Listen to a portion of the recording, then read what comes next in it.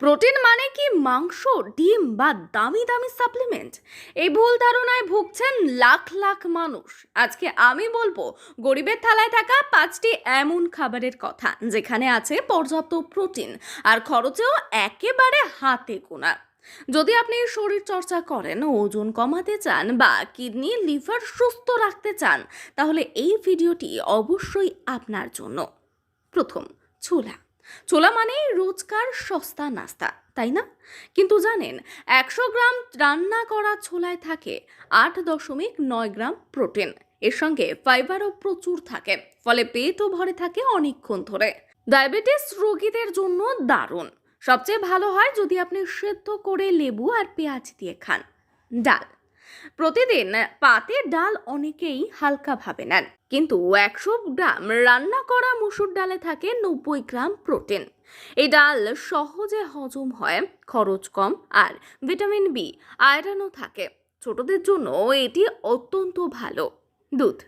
1 glass দুধে থাকে 8 gram protein, আর তার সঙ্গে ক্যালসিয়াম তো আছেই। বাচ্চা থেকে বুড়ো সবার জন্য উপকারী।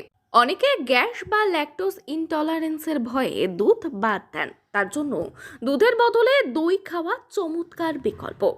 ডিম। সবচেয়ে কম দামে যদি কোনো ফুল প্রোটিন খাবার পাওয়া যায়, সেটা হলো ডিম। ডিমে থাকে 6 থেকে 7 গ্রাম প্রোটিন, আর সব নটে অ্যাসেন্সিয়াল অ্যামিনো অ্যাসিডও। সকালে একটা ডিম খেলে পেশি, চুল, ত্বক সবই ভালো থাকে। ডিমের কুসুম নিয়ে অনেকে ভয়ে আছেন, কিন্তু দিনে একটি ডিমের কুসুম খাওয়া শরীরের পক্ষে ক্ষতিকর নয়। সয়াবিন। অনেকে জানেন না, সয়াবিন হচ্ছে উদ্ভিজ প্রোটিনের রাজ। 100 গ্রামে প্রায় 16 থেকে 18 গ্রাম প্রোটিন থাকে। ওজন বাড়ানো, পেশি গঠন বা ভেগান ডায়েট সব ক্ষেত্রেই সয়াবিন চ্যাম্পিয়ন। কিন্তু হ্যাঁ, প্রতিদিন অতিরিক্ত না খাওয়াই ভালো, বিশেষ করে যাদের হরমোনজনিত সমস্যা আছে।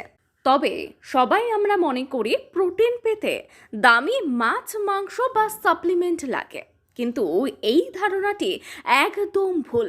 ঠিক খাবার ধরন জানলে গরিবের থালায়ও প্রোটিনে ভরপুর থাকে।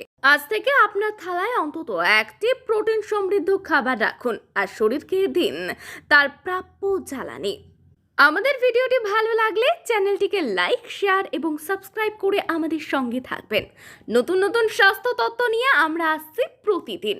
স্বাস্থ্য থাকুক ঠিক, তথ্য হোক বিজ্ঞান ভিত্তিক।